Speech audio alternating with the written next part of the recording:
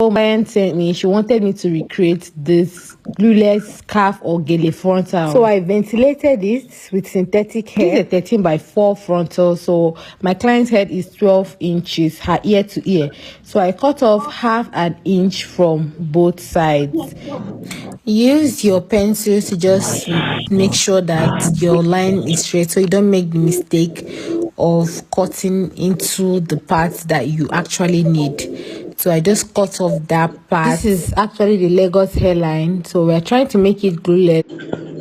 So stay tuned to see how we achieved that. Use your foundation and tint your lace to your client's skin tone. This makes a huge difference. For the styling, you need your blow dryer, you need your butterfly shadow, your holding spray, your mousse, your bed head, that's your wax, and your elastic band. Remember, this is a synthetic hair, so we don't really need direct heat like that. So just comb your hair. What's the ventilation of this lace, guys? You can see how that's this giving scalp, right? So just lay your hair. You can see I am just applying the wax on the roots, not the whole hair strand. So I use my dryer to just flatten it. Basically, you are just sectioning and laying just like that. Section bit by bit. Do not pack it. If you pack it, it will not lay flat. So this is glueless, so you need to make sure that all your hair strands are laying as flat as you can possible. Decide to use gel. I don't know how it might look on synthetic hair, so you can try that and please let me know in the comment section. After laying the front flat, you are going to go in with your pantyhose, so any mesh at all.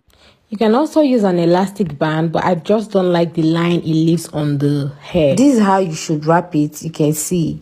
So I'm going to let it stay there while I braid it. So I started braiding on both sides. I unraveled this and went in with my mousse.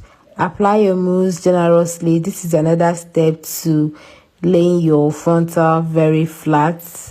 You can use any mousse of your choice. Then I went in with my rat tail comb to define the hairline.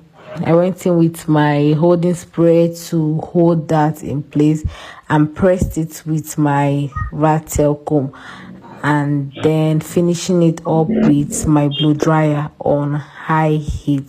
So you can see how that feels tight and flat. So I wrapped it again, but at this point I noticed that my ear tab will not lay flat if I braided that way, so I switched the braids to look this way instead. So if you try this out, you will find out what I am saying. So I sewed it to just secure both of them together. Let it stay for like an hour, and then I unraveled, and this is what it looks like. This is what we have, and then the flyaways that you saw initially, and then I now tamed them with my holding spray. It's time to sew in your elastic band, and I just measured 1 inch and I placed my band and started sewing it on to the lace. This is the type of band I recommend for your frontal gele. Don't use the one strap band. Please use this one that has an eye and a hook. Very, very important. So the type of band you use is very important. This is how it looks. You can see tight and firm. I'm cutting off the lace. You can see the pattern I am using. I'm just going up and down, up and down. This is also the type of scissors I recommend that you use for cutting your laces. It also makes a huge difference. Any lace that has no hair on it, go ahead and cut it off. If you found this video helpful, please do well to give me a follow, give me a like, and also leave a comment and tell me how I